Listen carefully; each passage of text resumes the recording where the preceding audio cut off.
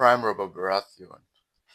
He was a monster, known as the demon of the trident, the last dragon slayer, as I like to call him, because Rhaegar was known as the last dragon, and Robert killed him, so he's the last dragon slayer. He was a beast of a man, like standing 6.5 feet tall. He was armored like a tank and strong enough to cave in steel without his war hammer. But he also was very fast for his size. Like, I think a lot of people were like, he was moving quickly, even for someone that big. So today I'm asking the question: who can actually beat Bobby B in his prime? Prime time. No tournament, no plot armor, just a real fight. I'm going to split this ranking into 3 tiers. So it's like a yes, probably, or no. And I'm not basing it on hype. I'm actually looking for combat feats, armor matchups, the weapons, stamina, and their mentality when it comes to the fight, and how these warriors will actually deal with each other. So with that out of the way, it's the Kingmaker, and let's go and let's answer this question: who can defeat Prime Robert Baratheon? Let's start with some honorables. Brienne of Tarth. My first honorable mention is Brienne of Tarth. Now, Brienne is a very good fighter. She's actually better than a lot of people, well, most people. But against the demon, I don't think she stands a chance. Brienne, she's good. She can wear down opponents. And she can even, she fought the Hound, which was a very crazy matchup. But unlike the Hound, Robert is a different beast. He's aggressive and he's constantly pressing forward. Like, I don't think he creates space. He's not going to just be fighting. He's going to come to you and he's going to smash your head in.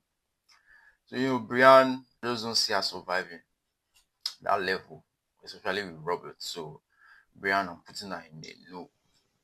Next up, we have Khal Drogo. Now, Khal Drogo is a very great warrior, no doubt. But his own problem is that he doesn't have any armor. He doesn't wear any armor. He's literally a bare-skinned Dothraki fighter. And against someone that wears armor, I don't think he stands a chance. But maybe if you said, okay, Robert, no armor. But even still then, Robert has a war armor. Khal Drogo has this like Arakai, that is, sword, something. So even if Robert is still going to pound his head in, it's going to bury him 6 feet deep. So Khal Drogo, that's a no for you. Aemon, the Dragon Knight. Now, this one is actually very interesting because Aemon is historical, is a mythical kind of guy in this story. Because, like, he was around in ancient days, in the past.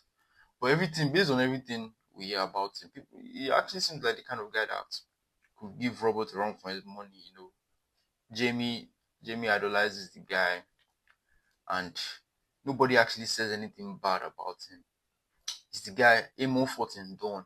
He served the King's Guard for decades. He won tribal combat against multiple warriors and he protected that guy, King Aegon the Unworthy, against multiple attackers.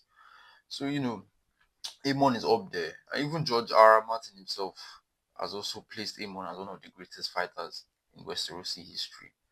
But what makes Aemon dangerous against Robert is I don't think he's the type of guy to prolong, fights. Because people always say Rhaegar fought like a prince, he was fighting very, oh, yeah, I'm honor and prince. And of course, Aemon will also fight him like a prince. But I feel like Aemon would fight him on a, like a hardened king's guard, like he's protecting the kingdom. He's not here to fight with like too much honor, if you get what I mean, like disciplined, efficient, and direct. How I like to put it is, if you replace Rhaegar with Aemon at the Trident, where Robert might not have become the demon. So I'm putting Aemon in a yes. Oberyn Martell. Now, my next honorable mention is Oberyn Martell. And this is where things get dangerous. Oberyn is one of those few fighters in this list who doesn't need to actually overpower Robert. He just needs one clean opening, and then the Red Viper strikes with his poisoned spear or whatever weapon he chooses. So I think Oberyn actually can stand a chance, and Oberyn is also a very skilled duelist. So he can actually create, separations. While Robert is trying to close the space, Oberyn can, create that separation, and he can get some licks in, couple slices. But Robert wields the war hammer, and just one hit here, Oberyn is done for. And Robert will definitely get that hit. Just one clean hit. But I feel like in a real scenario, you want to actually, if this fight actually happened, Oberyn would die in the match, but Robert might die after because he got poisoned. So I'll put Oberyn in a probably. I mean, it's not a straight win, but probably, probably beat Prime Robert. Now we have the main list. And my first pick, Sandok, the Shadow. Now Sandok the Shadow. Now most of you may not actually know this character, but he was part of the Fire and Blood book. He was introduced during, I think, the reign of Aegon the Third. Spoilers for House of the Dragon. But Sandok came from Marine, and he's a tall beast of a man. He was able to protect the royal family, and he killed so many people that people often said it looked like a farmer farming grass, like he was just chopping so many people down. Now, how does a fighter like this fare against Robert? Now, Robert, on the other hand, is a very skilled warrior, one of the best alive. Robert knows how to close in. Most people don't think Robert can fight, they just think he's a brute. But Robert has tactical mind, he has brilliance, he knows what he's doing. But against someone, a killer like Sandok, a fighter built to just destroy any combat freedom, is just there to annihilate. And he also has that Valyrian steel, Arak, like a curved sword. He has that too. Against Robert's Warham, I don't know how strong Valyrian steel can he cut? Like, can he actually cut Robert's Warhammer? I'm not really sure, but Valyrian steel is quite potent. I feel like Sandok. I believe Sandok. It will be a good fight, but Sandok will actually put Robert down. So yeah, I'm putting Sandok in a yes. Gregor Clegane. Now, Gregor, this is where raw physical power alone has its limits. Because we all know Gregor, the mountain will rides. Very big guy. I think he's even taller than Prime Robert. But Robert didn't just need height. It was not about his height. It's about his tactical genius. The mountain has always seemed like just a brute. Someone that just uses his body. He never really thought about how to counter maneuver. That's why Oberyn was able to pin him down. Oberyn couldn't pin Robert down like that, but Oberyn could pin the mountain down. But the mount is massive, but Robert is massive and fast. Speed also plays a factor when it comes to matchups like this. Speed also plays a factor. So Gregor, yes, he can destroy most men he faces, but against Robert, I'll put Gregor in a no. Sandor Clegane, the Hound. Now, I really like the Hound. It's not it's a very dirty type of knight. That dirty, I mean, it's not, very refined, not clean, he's not doing none of that bullshit. He's here to fight any means possible. Sandor is the kind of guy that if his winning chance was to kick you in the nuts, he would take that chance. He doesn't care about it's not honorable. Nah, Sandor will take that. Now, Robert. Robert is also a different beast because Robert is an honorable guy, but come on, this is the guy that smashed his warhammer into Rhaegar's chest. I don't think Robert is also one of those nice guys that's like, oh my god, I need you to stand up. Nah, man, Robert would decimate his enemies, and his entire fighting style is making sure mistakes.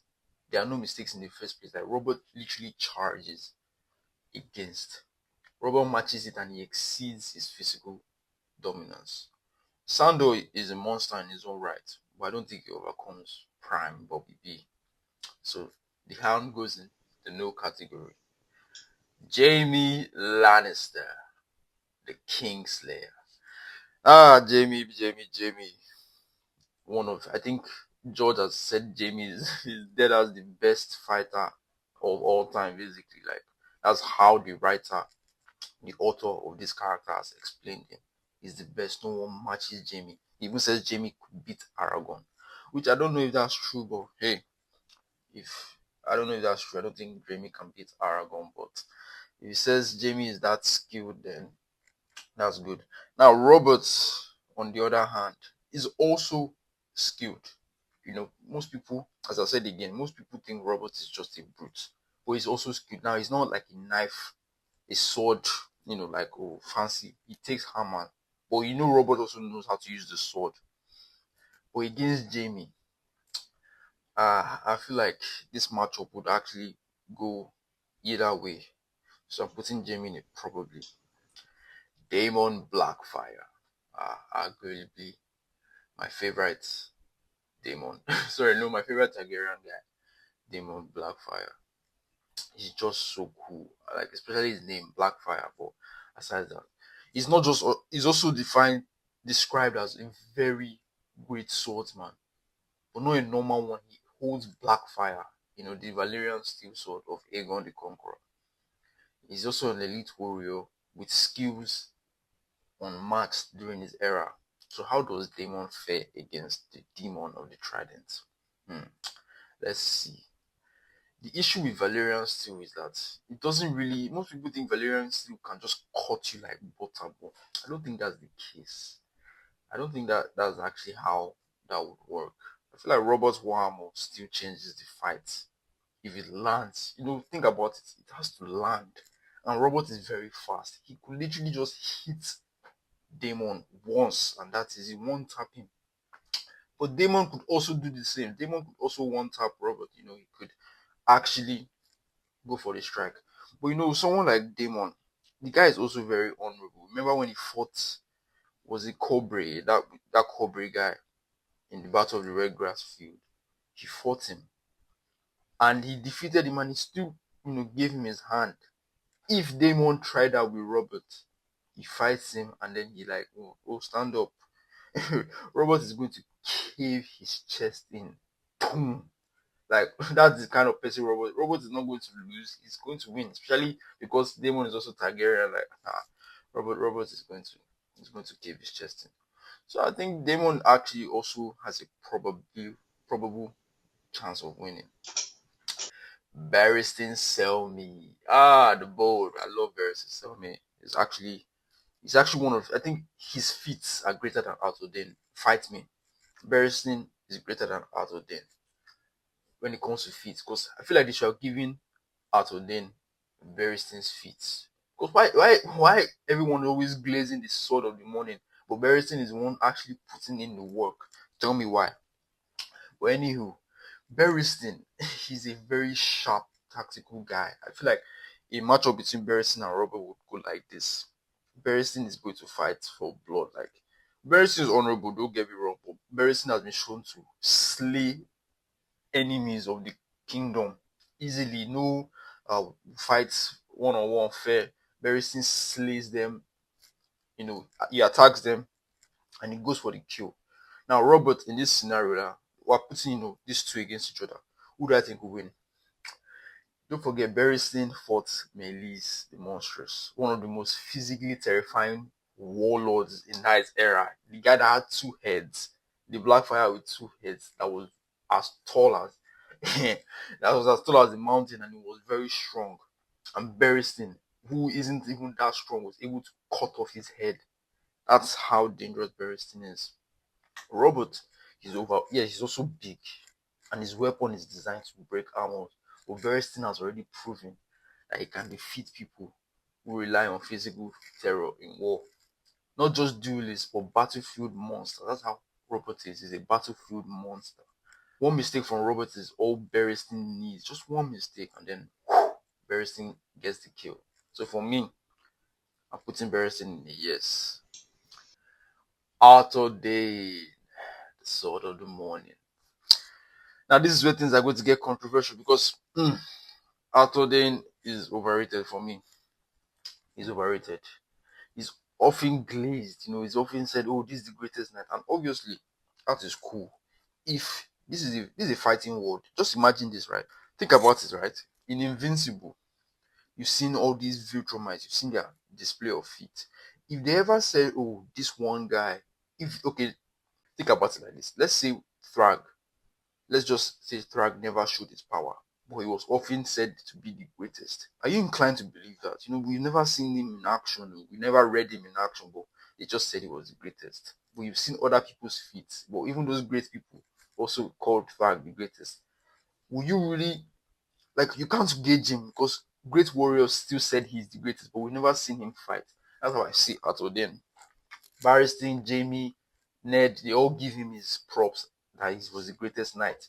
But we never read any cool story aside the Smiling Knight one, which was, I guess that was cool, but that was just one instance for Arthur's prowess. And the one time he actually fought, he got killed by Ned and co.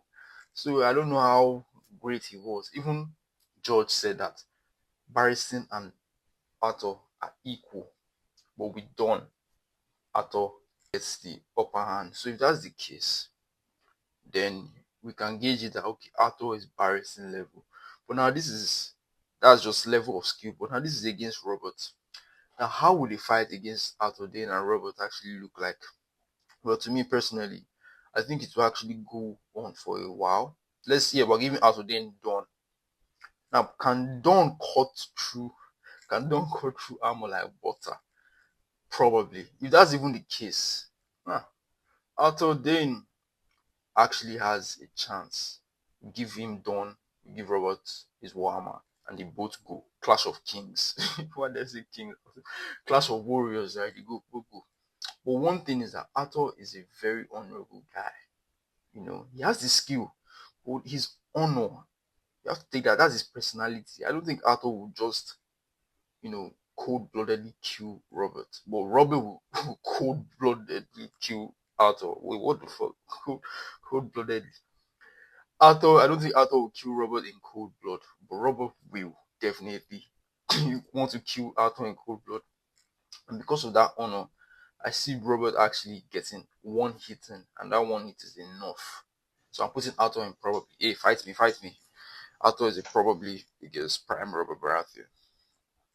So there you have it. That is it. After going through 7 great warriors of Westeros, you can see that the results are more complicated than they first appear.